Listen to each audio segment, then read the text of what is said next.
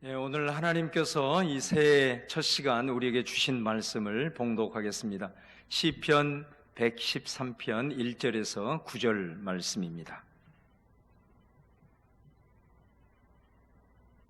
제가 봉독하겠습니다. 할렐루야, 여호와의 종들아 찬양하라. 여호와의 이름을 찬양하라. 이제부터 영원까지 여호와의 이름을 찬송할지로다.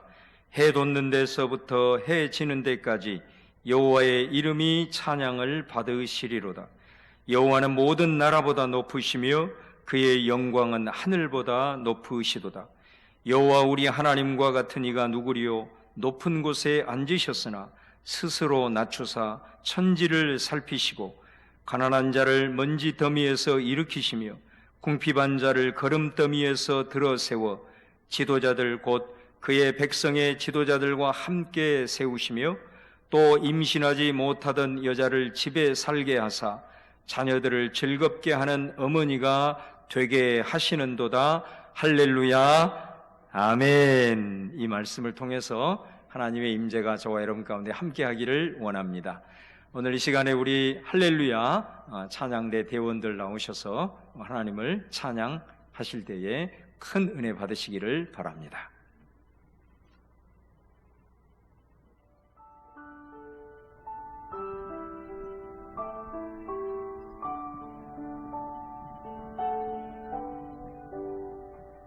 주님 인재하는 이곳 거룩한 집이라.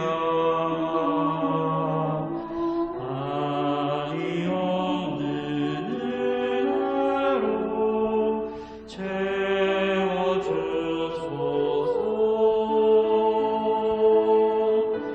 만져주소서.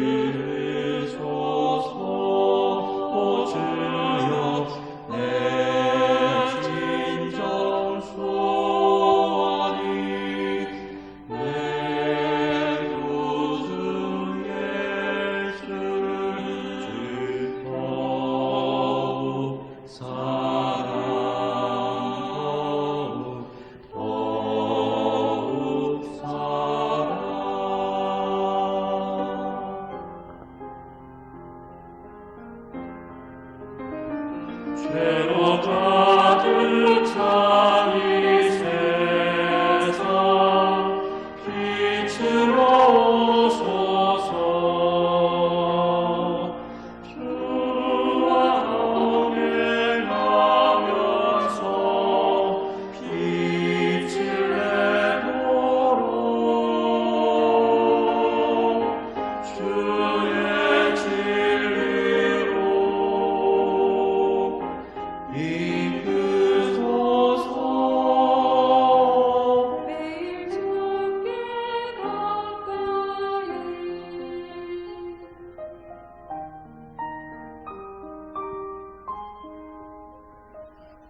굳센 믿음 안에 살게 하소서.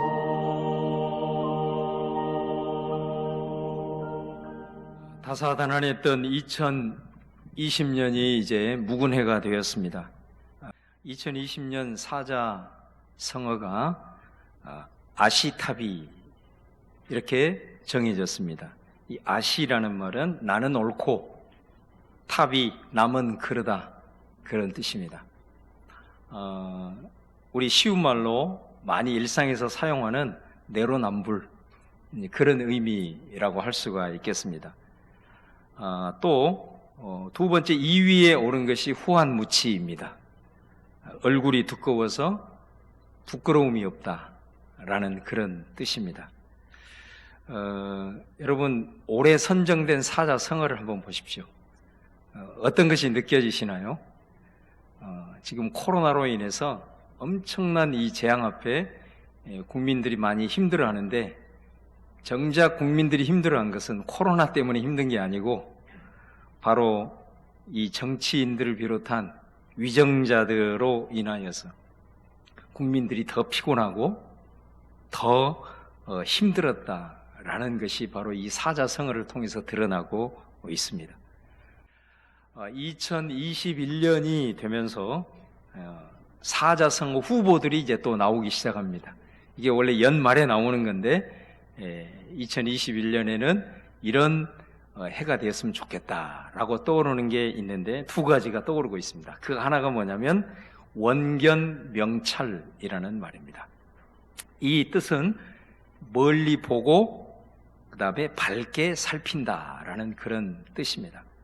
지금 코로나로 인해서 전 세계가 정말로 고통 속에 살고 있지만 우리가 이런 고통 속에서도 멀리 보면 지금의 이 고통 속에서도 우리 자신을 성찰할 수 있는 새로운 기회를 맞이할 수 있다라는 그런 의미입니다. 또 극세척도라는 말도 지금 나오고 있습니다. 이건 어려움을 극복하고 새 길을 개척한다 그런 뜻입니다. 지금 당장의 현실은 어렵고 힘들지만은 이럴 때일수록 모든 나라와 백성들이 하나가 되어져서 이 위기를 극복하겠다라고 하는 그런 의지의 표출이라고 할 수가 있습니다. 저는 올 말에 2021년의 사자성어가 오늘 우리가 이 기대한 대로 바로 원견명찰, 극세척도 이것이 2021년도 사자성어가 되었으면 좋겠습니다. 21년 연말이 되었는데 여전히 후한무치, 첩첩산중 이런 말이 선정이 되면 안 되잖아요. 우리가 원견명찰, 그래서 우리의 삶이 힘들고 어려울지라도 일희일비하지 말고 멀리 바라보는 가운데 극세척도 이런 어려움을 직면하다 보면 새로운 길이 열릴 줄로 믿습니다. 오늘 이 새해 맞이 예배, 새해 맞이하면서 첫 번째 시간을 하나님께 드리는 여러분에게 오늘 시편 113편의 말씀을 드리고자 합니다. 여러분, 이 시편 113편이 올 한 해 여러분의 찬송이 되고 여러분의 신앙 고백이 되고 이 말씀의 역사가 여러분의 삶 속에서 구체적으로 경험되어질 수 있기를 주님의 이름으로 축원합니다. 자, 오늘 말씀에 보면 1절에 할렐루야로 시작합니다. 그리고 이 말씀의 마지막을 보세요. 마지막 9절 끝 단어가 뭐냐면 할렐루야입니다. 그래서 이 시편 113편은 할렐루야로 시작해서 할렐루야로 마치고 있습니다. 여러분, 오늘 우리 함께 이렇게 예배 드리고 있는 우리 성도들 또 가족들끼리 함께 예배 드리고 있는 분들에게 오늘 이 말씀을 중심으로 해서 한번 축복을 해보도록 하겠습니다. 아마 이 축복이 오늘 올해 최고의 축복이 아닌가 싶어요. 저를 따라서 한번 보시면서 옆 사람에게 한번 이렇게 축복하겠습니다. 새해는 할렐루야로 시작해서 할렐루야로 마치기를 축복합니다. 한번 우리 옆 사람에게 이렇게 한번 축복하겠습니다. 시작. 새해는 할렐루야로 시작해서 할렐루야로 마치기를 축복합니다. 아멘. 여러분, 오늘 말씀에 보면 그러면 누가 하나님을 찬양하는가? 1절 말씀해 보면 여호와의 종들아 찬양하라. 하나님을 찬양하는 것은 하나님을 믿는 하나님의 백성들이 하는 것입니다. 하나님께 속한 하나님의 자녀들이 하나님을 찬양하는 것입니다. 그래서 여러분, 우리가 하나님을 찬양한다는 것은 내가 하나님을 믿는 그리스도인이라고 하는 것을 가장 확실하게 증명하는 것이 되는 겁니다. 여러분, 제가 우리 예배학교 진행하면서도 제가 계속해서 강조하는 것 중에 하나가 뭐냐면, 마귀는요, 우리의 신앙의 모든 행위를 다 위조할 수가 있습니다. 우리를 미혹해서 비록 신앙의 행위더라도 말씀과 기도도 위조해서 우리로 하여금 미혹하게 만듭니다. 그런데 마귀가 할 수 없는 것이 있습니다. 절대로 마귀가 할 수 없는 것, 그것이 뭐냐면 찬양입니다. 마귀는 절대로 하나님을 높이지 않습니다. 마귀는 절대로 하나님을 찬양하는 법이 없습니다. 그래서 찬양이라고 하는 것은 하나님의 택함받는 백성만이 할 수가 있는 것이에요. 그래서 내가 찬양할 때 나 스스로가 하나님께 속한 사람이고 그리스도인이라고 하는 것을 확실하게 내 스스로가 증명하는 것이고, 내가 찬양할 때 나를 미혹하고 나를 넘어뜨리려고 하는 이 마귀 사탄의 세력이 떠나가는 영적 전쟁의 최고의 승리의 도구가 뭐냐? 하나님을 찬양하는 것입니다. 할렐루야.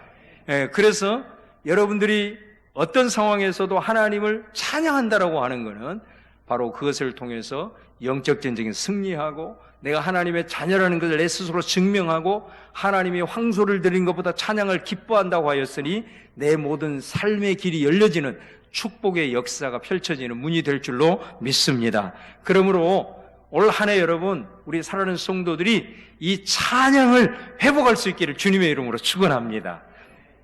그 다음에 두 번째로, 그렇다면 우리가 무엇을 찬양할 거냐? 자, 오늘 1절에서 3절 말씀에 보면 여호와의 이름을 찬양하라고 말해요.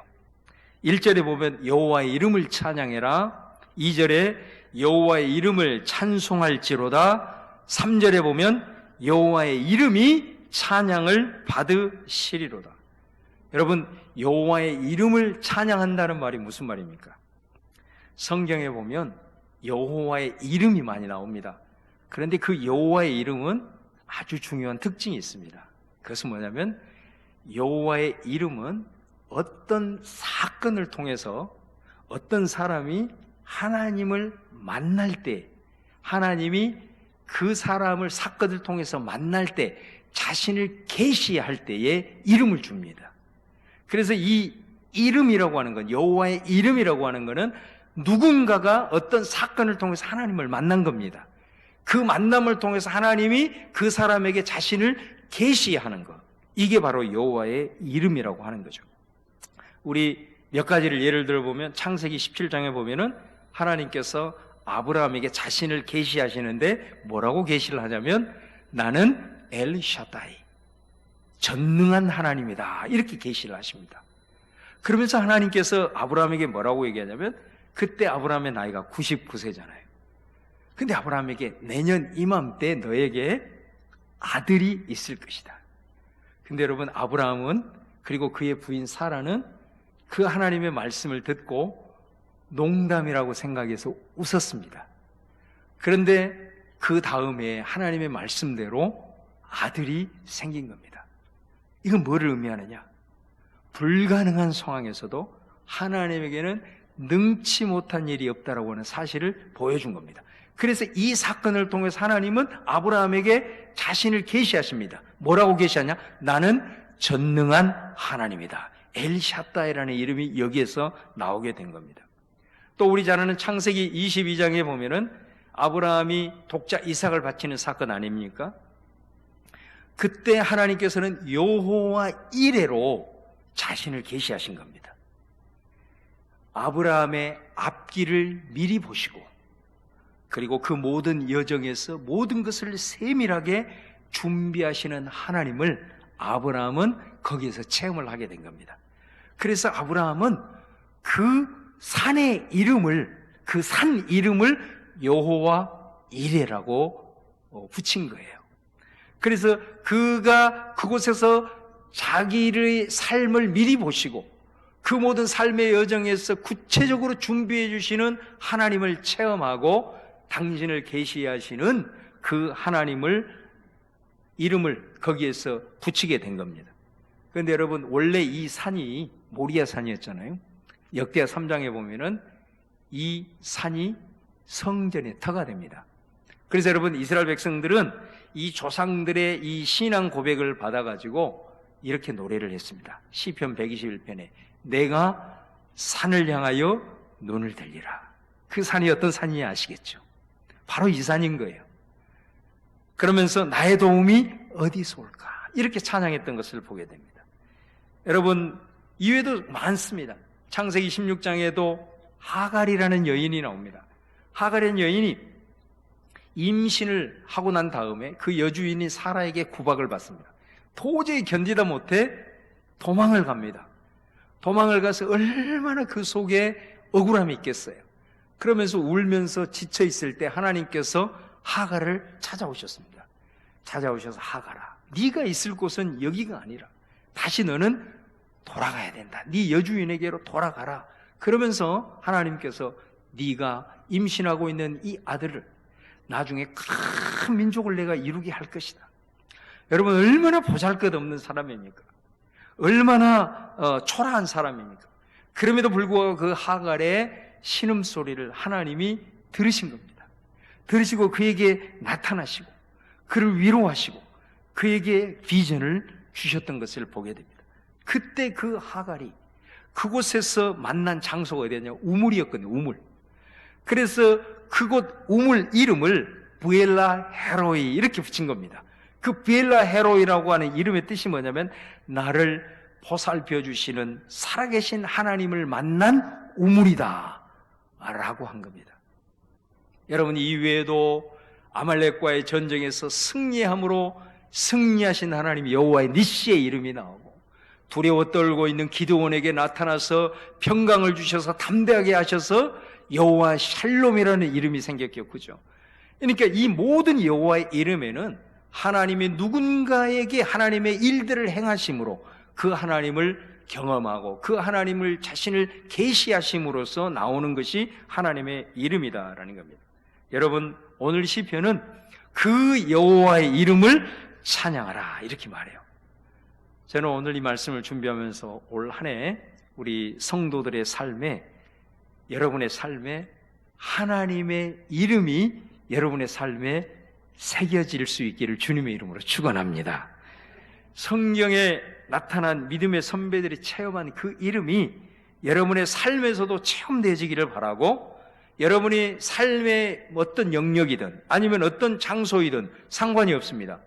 어떤 분은 여러분의 자녀로 인해서 하나님의 행하신 일을 경험했다면 여호와 이름 다음에 여러분의 자녀를 이름을 넣으면 됩니다. 여호와 아무개. 여러분의 직장 가운데 하나님의 행하신 일들을 여러분들이 체험을 했다면 그 직장에 이름을 넣으면 됩니다. 여호와 무엇. 그렇죠? 여러분들이 살아가면서 우리 교회를 통해서 하나님의 살아계심과 하나님의 역사를 체험했다면 여호와 성민. 오늘 새해 동안에 여러분의 삶 속에서 이 여호와의 이름이 새겨지는 은혜가 꼭 여러분에게 있기를 주님의 이름으로 축원합니다. 그 다음에 세 번째는 오늘 2절 3절 말씀해 보면, 그러면 우리가 언제 어디에서 하나님을 찬양해야 되는가? 오늘 2절 말씀해 보세요. 이제부터 영원까지 찬송해라. 3절에 보면 해 돋는 데서부터 해 지는 데까지 찬양을 받으시리로다라고 말씀합니다. 여러분, 이 말씀의 의미를 아시겠죠? 하나님을 언제 찬양해야 되느냐? 항상 찬양하라는 것입니다. 이제부터 영원까지 항상 쉬지 말고 찬양하라는 것이고요. 어디에서 찬양하냐? 해 뜨는 데서부터 해 지는 데까지. 해가 머무르는, 다시 말하면 모든 곳에서 하나님을 찬양하라, 그렇게 말씀하고 있습니다. 찬양하지 않을 데가 없고 찬양하지 못할 장소가 없다라고 오늘 시편 기자는 우리에게 말씀하고 있습니다. 우리가 잘 아는 바울과 실라를 보세요. 복음을 증거하다가 깊은 감옥에 들어갔습니다. 그곳에서 낙심하지 아니하고 절망하지 아니하고 그들은 그곳에서 찬양을 올려드렸습니다. 그랬을 때 여러분, 그 옥문이 열리고, 그죠? 그리고 간수가 주님께 회심하는 놀라운 기적을 경험했던 것을 보게 됩니다. 또 역대하 20장에 보면 여호사밧 왕이 나오잖아요. 여호사밧 왕이 통치하고 있을 때 암몬과 모압의 연합군들이 쳐들어왔단 말이에요. 그랬을 때 얼마나 두려웠겠습니까? 선지자의 말을 듣고 이 여호사밧이 관원들과 그리고 지도자들과 의논했어요. 의논하고 무엇을 했습니까? 군대 앞에 성가대를 조직해서 그 전쟁에 출정을 하면서 성가대로 하여금 찬양을 하게 했습니다.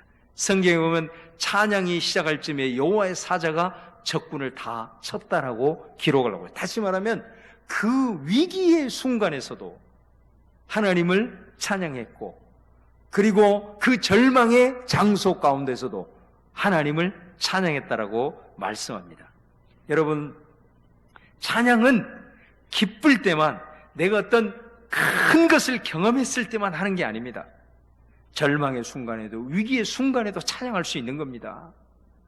또 우리가 예배할 때만 찬양하는 게 아니고, 교회에서만 찬양하는 것도 아니고, 장소를 불문하고 하나님을 찬양하라고 말씀합니다. 그럴 때에 그 찬양하는 그곳이 하나님의 임하는 장소가 되고, 찬양하는 그때가 하나님의 때가 될 줄로 믿습니다. 여러분, 우리가 어려운 순간에 하나님께 기도함으로 응답을 받을 때는 우리가 너무 기뻐서 찬양하지 마라 그래도 찬양을 합니다. 내가 복을 받고 어떤 문제가 해결되었고 내 마음에 기쁨이 충만하면 우리는 당연히 하나님을 찬양하게 됩니다. 그런데 여러분, 우리들의 삶이 항상 그럴 수만은 없다는 것을 우리는 우리 스스로가 너무나 잘 압니다. 현실적으로 내가 원하는 방식으로 일이 풀려가기보다는 그러지 않을 때도 사실은 많습니다. 내가 웃는 날보다는 정말로 짜증나고 원망할 때가 사실은 많은 것이 우리의 현실입니다. 그런데 어떻게 시간과 장소를 초월해서 하나님을 찬양하라고 성경은 우리에게 명령하고 있는가? 참 쉽지 않는 대목이죠. 그러나 어찌하든 시편은 언제나 어디서나 하나님을 찬양하라고 말합니다. 이게 어떻게 가능하냐? 가능한 이유가 있습니다. 그게 뭐냐면 하나님의 약속 때문입니다. 약속 때문에. 그 하나님의 약속을 믿고 신실하신 하나님이 그 약속을 이루실 것이라는 확신이 있으면 우리가 처한 상황을 넘어서서 우리는 찬양할 수가 있는 겁니다. 그 내용이 4절 이하에 나와 있습니다. 여러분 4절을 보십시오. 4절에 보면 여호와는 모든 나라보다 높으시며 그의 영광은 하늘보다 높다라고 말합니다. 5절을 보시면 하나님과 비교할 수 있는 것이 어디가 있으랴? 없다는 거죠. 여러분, 이 말은 무슨 말이냐면 우리의 삶에 영향을 미치는 이 세상에 존재하는 모든 것, 그것이 눈에 보이는 것이든 눈에 보이지 않는 것이든 간에 하나님보다 큰 것은 존재하지 않는다라는 것입니다. 하나님보다 높은 곳에 위치하는 것은 아무것도 없다라는 것입니다. 이 말은 내가 아무리 내게 처한 문제가 크다고 하더라도 그 문제보다도 하나님이 훨씬 더 크신 분이다라는 것을 말씀하고 있는 거죠. 그런데 그 크시고 그 높으신 하나님께서 6절 말씀에 보면 스스로 낮추사 천지를 살피신다라고 말씀합니다. 이게 놀라운 말씀입니다. 여러분, 높으신 하나님께서 이 세상에 하나님보다 높은 것이 없고 하나님보다 영광스러운 것이 없는데 그 높고 영화로우신 하나님께서 스스로를 낮추신다라고 말합니다. 여러분, 이것이 우리가 믿는 하나님과 이 세상의 신이라고 얘기하는 우상과의 가장 큰 차이점입니다. 여러분, 세상에서 신이라고 하는 것들은 스스로를 높입니다. 그래서 인간을 압도하려고 합니다. 그리고 인간을 그 앞에 무릎을 꿇게 만들어 버리는 것이 세상의 신이라고 이름하는 것들입니다. 그러나 우리 하나님은 모든 것 위에 가장 높으신 분이지만 오늘 말씀에 스스로를 낮추신대요. 왜 낮추시냐? 천지를 살피기 위해서. 여러분, 여기서 살핀다는 말은 하나님께서 이 인간들이 어떻게 하나 보자 관망하는 그런 의미가 아닙니다. 바로 우리 인간을 헤아리기 위해서, 우리의 눈높이에서 우리의 상황을 보시고 우리를 이해하고 우리를 보살피기 위해서 하나님 자신이 스스로를 낮추신다라고 말씀하는 겁니다. 여러분, 이 하나님의 모습이 어디에서 드러났습니까? 그것은 하나님의 아들이신 예수님께서 스스로를 낮추셔서 인간의 몸을 입고 이 땅에 오셨습니다. 이 땅에 오실 때부터 죽는 순간까지 우리 예수님은 하나님의 아들이었음에도 불구하고 자기를 낮춥니다. 자기를 부인합니다. 죽기까지 자기를 낮추셨던 것을 보게 됩니다. 그래서 여러분, 예수님께서 이 땅에 사시는 동안에 온갖 인간이 당하는 모든 고통을 다 겪으셨잖아요. 그리고 인간이 사탄에게 늘 미혹을 당했어요. 우리 예수님도 그 인간이 사탄에게 미혹당하는 것처럼 사탄에게 미혹을 겪으셨습니다. 또 인간 사이에 있어서 그 관계 어려움, 예수님도 그 사랑하는 제자로 배반을 당하는 관계 아픔을 또한 겪으셨다라는 거예요. 그래서 우리 하나님이 자기를 낮추시는 이 모습, 우리의 눈높이에서 우리의 모든 인간이 겪는 고통과 아픔과 모든 것들을 다 겪었기에 히브리서 말씀에는 하나님은 우리를 동정하시는 분이다. 우리의 형편과 처지를 아시는 분이다. 그래서 우리를 불쌍히 여기시는 분이다. 이렇게 말씀하고 있습니다. 그것을 위해서 그 높으신 하나님이 자기를 스스로 낮추셨다는 것입니다.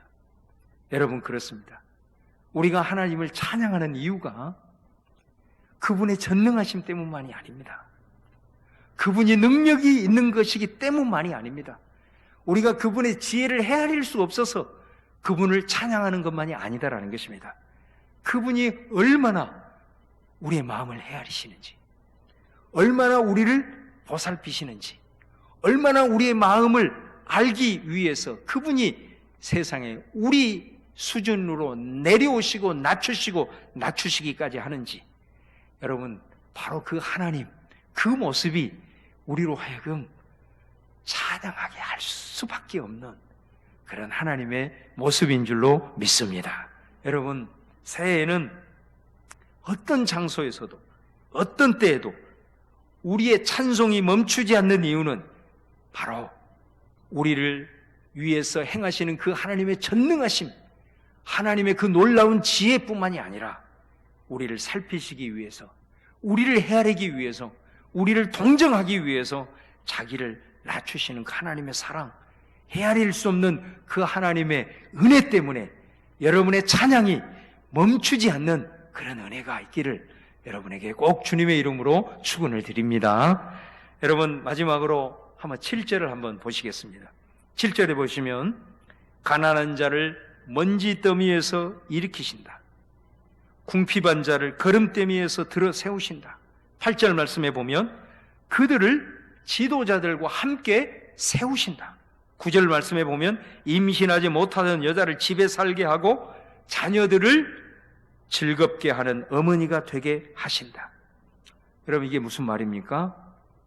그분은 높으신 분이지만 스스로 낮추심이 우리를 구워보시고 우리를 불쌍히 여기시고 우리의 마음을 헤아리신다 그랬습니다. 그러나 그것으로 끝나지 않는다라는 겁니다. 여기서 한 걸음 더 나아간다는 겁니다. 하나님이 그분이 낮추시는 이유, 그게 뭐냐? 우리를 높이기 위해서. 여러분, 절대로 하나님은 스스로를 낮추시는 이유가 우리를 동정하고 우리를 헤아리고 우리를 불쌍히 여기고 우리를 보살피는 차원을 넘어서서 낮고 낮은 우리를 높이시고자 하나님은 스스로 자신을 낮추셨다라고 말합니다. 그래서 여러분, 우리를 가난해서 일으키기를 원하시는 하나님, 우리를 연약함에서 일으켜서 지도자들과 나란히 세우기를 원하시는 하나님, 우리의 고통받는 자들을 그 아픔에서 해방시켜서 당당하게 살아갈 수 있도록 하기를 원하시는 하나님이 오늘 말씀에서 계시가 되어지고 있는 것입니다. 여러분, 이것이 우리가 하나님 찬양하는 것을 멈출 수 없는 이유인 줄로 믿습니다. 여러분, 이 시편에서 우리가 노래하는 하나님이 어떤 하나님입니까? 우리 하나님은 아까도 말씀드린 대로 예수님을 통해서 이미 스스로를 낮추셨습니다. 그래서 어떻게 되었습니까? 우리가 죄와 사망과 율법의 노예로 속박되어 있는 우리를 해방시켜서 우리를 구원했습니다. 그래서 세상의 지도자들보다도 우리를 더 높이셔서 하나님의 보좌 우편에 예수님과 함께 에베소서 2장 말씀처럼 우리를 앉혀주셨습니다. 할렐루야. 우리는 이미 영적으로 이것을 체험한 자들입니다. 이미 우리는 이것을 영적으로 경험한 자들입니다. 오늘 이 영적으로 경험한 이 차원에서 더 나아가서 바라기는 올 한 해 이 말씀의 역사가 우리 성도들의 현실의 삶에서 구체적으로 경험되어질 수 있기를 주님의 이름으로 축복합니다. 여러분, 우리가 장소와 시간을 불문하고 하나님을 찬양하는 것은 바로 이 말씀에 대한 약속 때문인 줄로 믿습니다. 우리를 이미 영적으로 이렇게 자신을 낮추셔서 우리를 영적으로 이렇게 높이신 하나님께서 이제는 이 약속의 말씀을 믿음으로 취하고 이 말씀을 붙들면서 나아가는 자들은 하나님은 하나님 앞에 때와 장소를 초월해서 찬양할 수 있고 그 찬양의 믿음의 고백을 통해서 여러분, 오늘 이 말씀의 약속이 여러분의 현실이 될 줄로 믿습니다. 저는 오늘 이 예배를 드리는 우리 사랑하는 모든 성도들이 정말 이 새해를 맞이하면서 지금도 여전히 우리는 두렵고 어려운 상황에 있습니다. 그래서 많은 사람들은 한숨을 짓고 현실을 탓할 수 있지만은 저와 여러분은 오늘 말씀 의지해서 찬양을 회복할 수 있기를 바랍니다. 하나님의 약속 때문에 희망을 노래할 수 있기를 주님의 이름으로 축원합니다. 그분의 낮추심은 우리를 높이기 위함임을 믿고 다음 대학에 이 새해를 맞이하는 우리 사랑하는 성민의 모든 가족들이 다 될 수 있기를 주님의 이름으로 축원합니다.